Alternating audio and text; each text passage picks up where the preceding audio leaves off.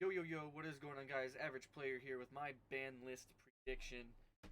Um, we're gonna do an tier list maker, different than what other people do. Um, with the different option of how many cards are in here as well.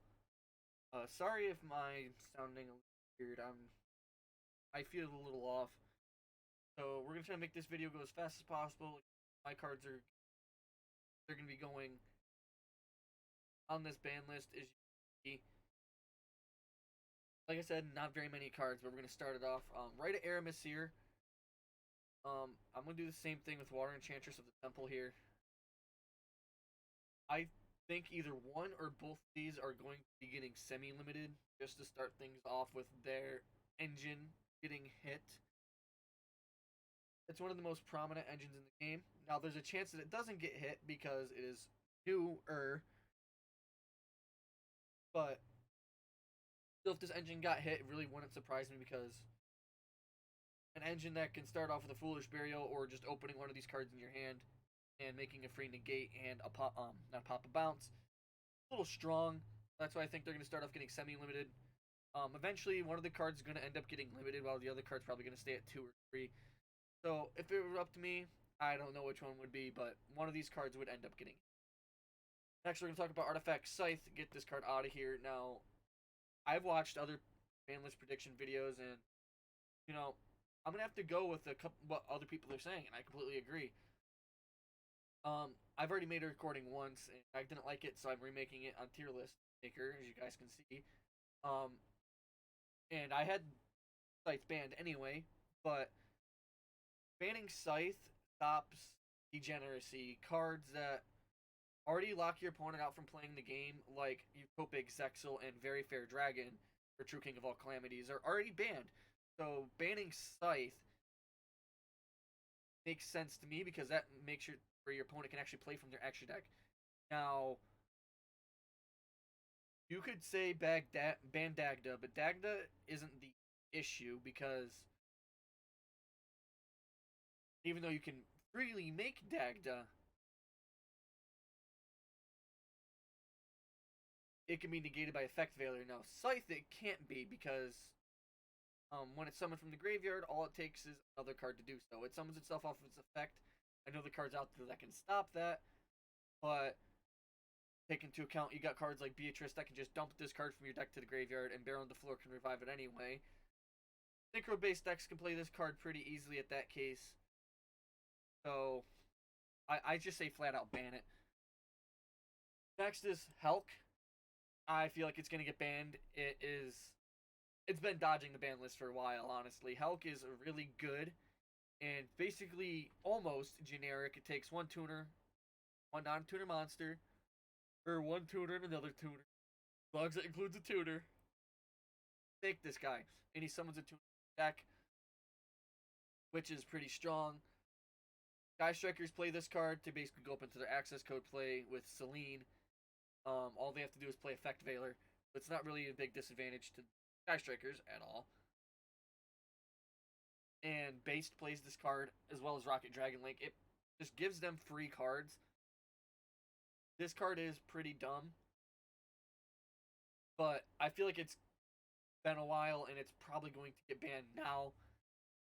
I say for future proofing, and because this card is getting banned, I'm going to say we're going to unlimit Blackwing, Go Through the Vague Shadow, Jet Synchron, and Mecha Phantom Beast online if I'm missing one of the cards that does it. Oh, Glow Up Bulb.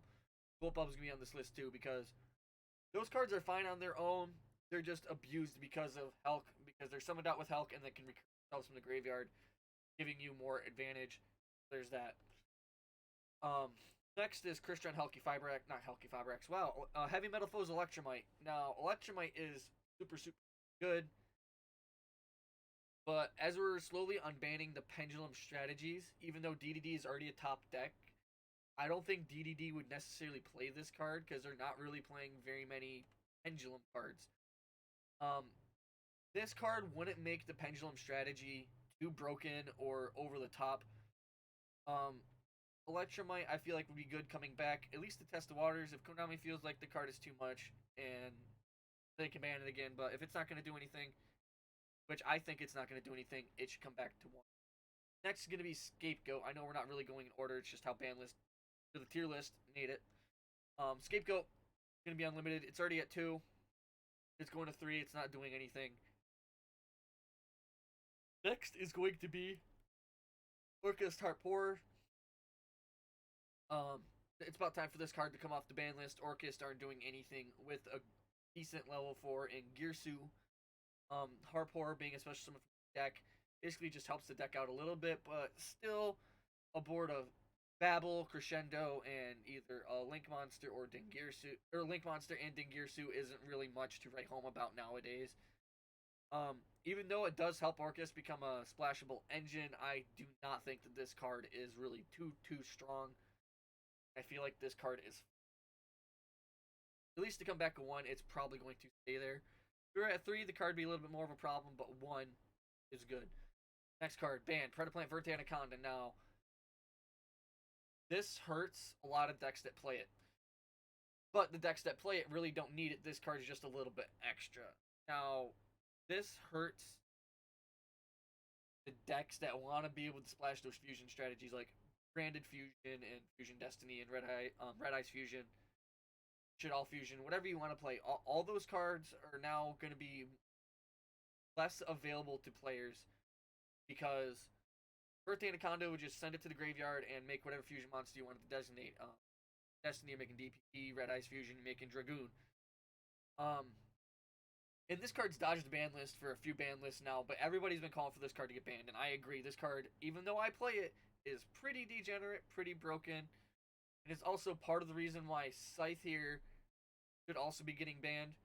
Because even if you did make Dagda and you set Scythe to your side of the field, right, you just use Dagda to make your Vert Anaconda, which is going to make your DPE, and DPE isn't the issue, it's the cards that make DPE instead of the issue. So to go off of that, we're going to put Fusion Destiny down to 1. Right now, it's currently at 2, but down the 1 is going to be better.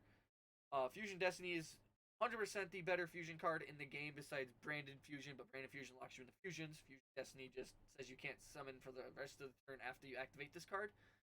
So, with Fusion Destiny being so generic, even if Vert Anaconda did get hit, all you have to do is hard draw a Fusion Destiny and you can still summon your DP, which is really, really, really strong. Now, with Fusion Destiny being at 1, most decks aren't really going to splash anymore because you're going to be playing 2 bricks and a Fusion Destiny just to be able to get out 1 monster in your extra deck. That makes it a 3-card engine and nobody's really going to play it anymore. It's not really that consistent. In my opinion, it would bring the card back to Heroes, and Heroes would play it because they can. They hard make DP anyway in Heroes, so Fusion Destiny going down to 1 would be smart. And stay on the topic of Elemental Heroes. Hero Lives going to 3. Hero Lives at 2 is not really doing anything. Paying your half your LP is pretty steep for a special summon from the deck. But Heroes, they're not doing much. So Hero Lives going to 3 wouldn't really do anything either. Now here's a bold take. Dynamite is currently at 1. I think they can skip ship and jump it to 3. True Dracos have been severely power crept. And they were the power creep version of Monarchs. So Monarchs got power crept by True Dracos. True Dracos are now being power crept by Fluanderees. Now, will True Dracos ever be as good as Fluanderees? Yes, if they bring back Masterpiece, and he's never coming back. That card can stay banned forever. But Dynamite, as I don't really know much about the True Draco strategy, I don't really know much about Dynamite, but Dynamite can come back to 3. I can agree with that because it would help out True Dracos, but it really wouldn't do much. True Dracos won't be broken if this card came back to 3. So next, my boy, you know I love this deck, Salmon Great Circle going to 3 now. Reason being, Salmon Great Circle at 2, it's already at 2, and it does help the consistency a lot. The bad thing is it is a really hard once per turn, and the fact that it makes it so we can only use its effect once per turn. So bring it back to 3, it'll be fine. Just helps you see it more consistent.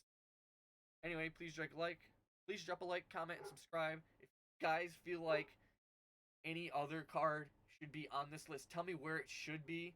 I feel like this is a basis of what could be there. I've seen some lists bring back the Fire Dragon Ruler, which I would love because I play that in Salamangreats, and it just make my deck a little more extra consistent because Fire monsters, Salamangreats, the Link monsters require just Fire monsters. So that helped me out a little bit more. But I'm not going to say the Dragon Rulers are coming back just yet. I feel like people still have a little bit of PTSD from that. So anyway, again, let me know what you guys think should be extra on this list, or what I should take off the list and the reasons why. So anyway, I hope you guys have a great day, and see you.